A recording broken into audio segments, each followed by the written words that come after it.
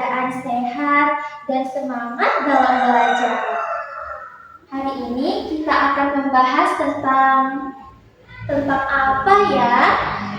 Tenang aja kok, materinya sangat gampang dan akan diajarkan dari hal yang mendasar hingga kita semua bisa paham apa yang nanti saya ajarkan. Oke, mari sama-sama kita mulai ya. Nah, bayangkan ketika kalian tinggal di sebuah kota, di mana kota itu adalah tempat kelahiran kalian, tempat kalian dibesarkan, kalian tumbuh dan berkembang, kalian memiliki sangat teman, dan tiba-tiba kalian diperlakukan tidak adil, kalian disiksa, kalian dicaci, kalian dimaki, terus kalian diusir dari kota tersebut. Lalu beberapa tahun kemudian, kalian kembali ke kota itu dengan kekuatan yang besar. Kira-kira apa yang akan kalian lakukan? Apakah kalian akan memaafkan atau justru kalian akan membalas dendam? Inilah yang akan kita pelajari melalui peristiwa Fatu Makkah.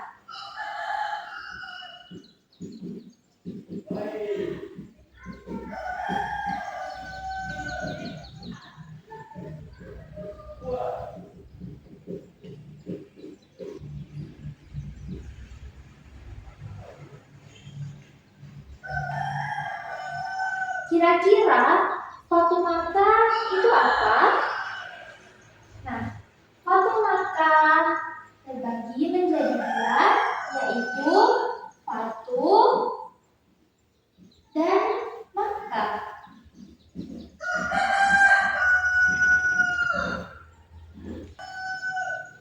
Fatu artinya pembukaan atau kemenangan.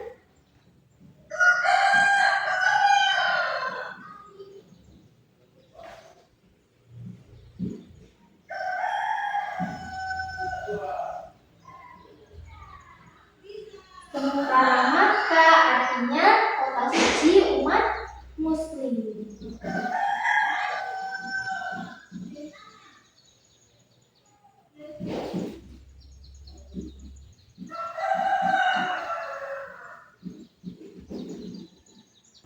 Jadi Fatu Makkah adalah peristiwa masuk dan dikuasainya kota Makkah oleh Rasulullah SAW dan kaum muslimin.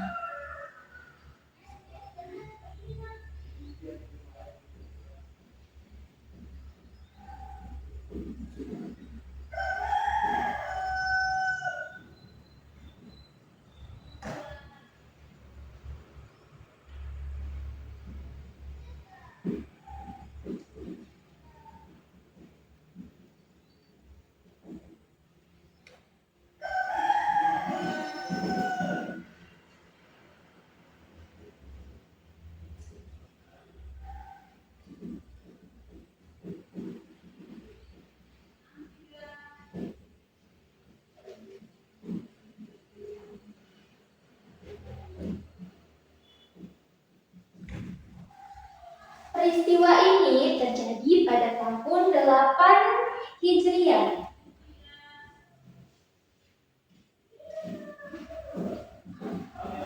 Perlu dipahami bahwa Fatu Makkah bukan perang besar atau penaklukan dengan kejam. Ini adalah kemenangan yang penuh kedamaian dan pemaafan. Mengapa Fatu Makkah terjadi? Untuk memahami ini, kita harus mengetahui dulu apa sih yang terjadi sebelumnya. Jadi, mengapa Fatu Makkah ini terjadi? Ini disebabkan oleh 3 peristiwa, yaitu yang pertama, Rasulullah dan kaum muslimin diusir dari Makkah.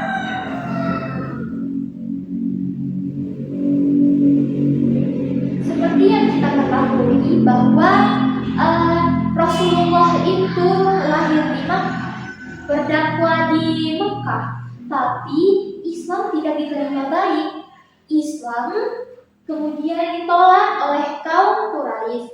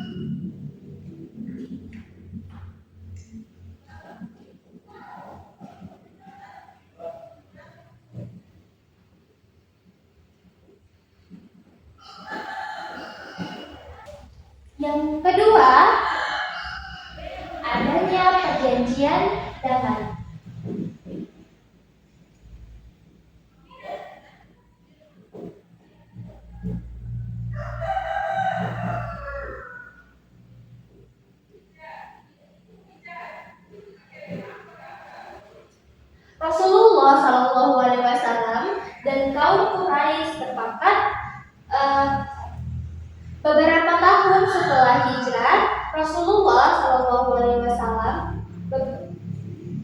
beberapa tahun setelah hijrah, Rasulullah Shallallahu Alaihi Wasallam dan kaum Quraisy sepakat untuk tidak saling menyerang. Nah, perjanjian ini disebut dengan perjanjian Hudaybiyah.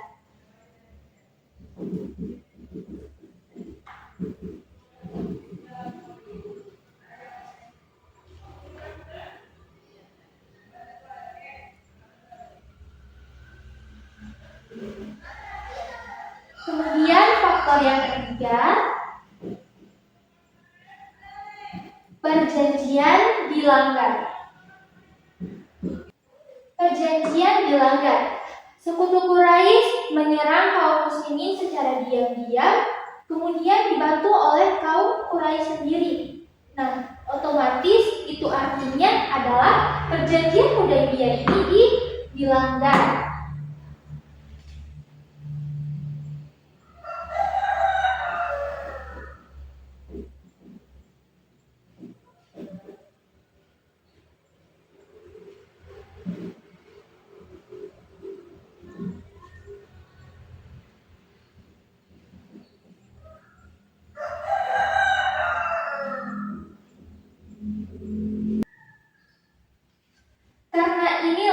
Karena perjanjian ini dilanggar, maka Rasulullah Shallallahu Alaihi Wasallam memutuskan untuk pergi ke Makkah.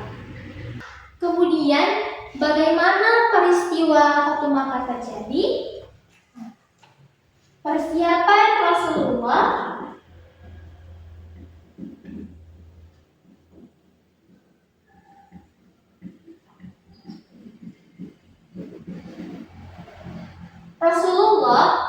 membawa 10.000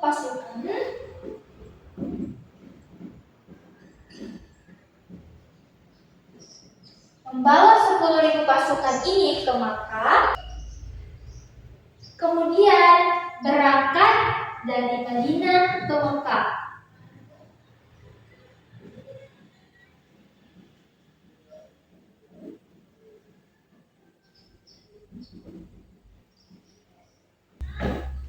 Tujuannya bukan untuk balas dendam, tetapi tujuannya untuk membawa Makkah kembali kepada kebenaran.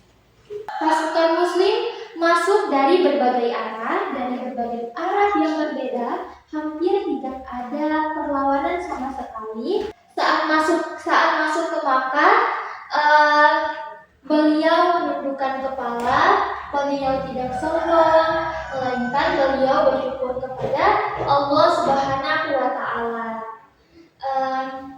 Itu artinya bahwa kemenangan bukan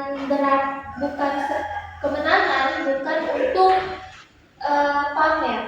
Menunjukkan bahwa kemenangan bukan untuk pamer kekuatan. Yang kedua, membersihkan Ka'bah dari berhala.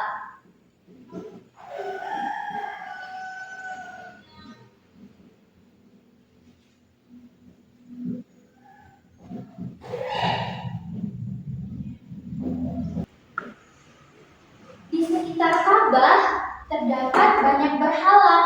Kemudian Rasulullah menghancurkannya setiba di Makkah. Ini menunjukkan bahwa Islam mengajarkan bahwa menyembah Allah SWT bukan menyembah patung atau menyembah benda, menyembah apapun itu. Bagaimana sikap Rasulullah terhadap penduduk Makkah? Inilah bagian yang paling penting. Rasulullah Shallallahu Alaihi Wasallam dulunya dihina, dicaci maki, disiksa, tidak diterima. Kemudian Rasulullah berkata kepada kaum Quraisy yang saat itu berkumpul, "Pergilah, kalian semua bebas." Tidak tidak ada hukuman, tidak ada hukum masal sama sekali. Inilah contoh pemaafan yang sangat luar biasa. Dari sini kita ketahui bahwa Rasulullah SAW itu memiliki hati yang sangat bersih, hati yang sangat mulia. Nah, apa yang bisa kita ambil dari kisah tersebut? Yaitu Islam adalah agama yang damai.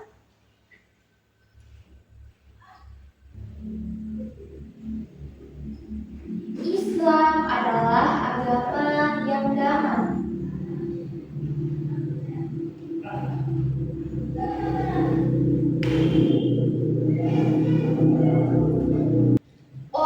Yang kedua, orang yang kuat adalah orang yang memaafkan.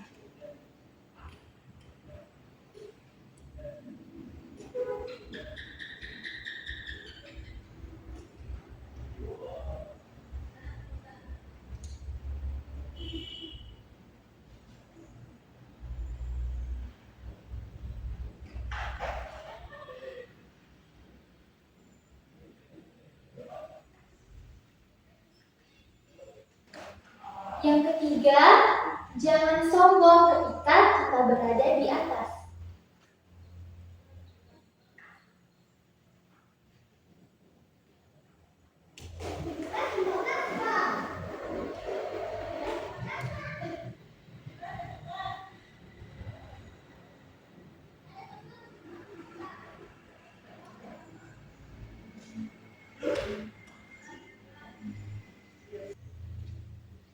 Kemudian pelajaran ini bisa kita semua terapkan di rumah, di sekolah, dan di masyarakat. Mari kita renungkan, jika kita disakiti oleh orang lain, mampukah kita memaafkan? Mampukah kita menahan emosi? Nah, Rasulullah SAW sudah memberikan contoh dari kisah ini, kisah dari Fatimah. Semoga kita dapat meneladani sifat beliau dalam kehidupan sehari-hari. Wallahu a'lam bishawab. Wassalamualaikum warahmatullahi wabarakatuh.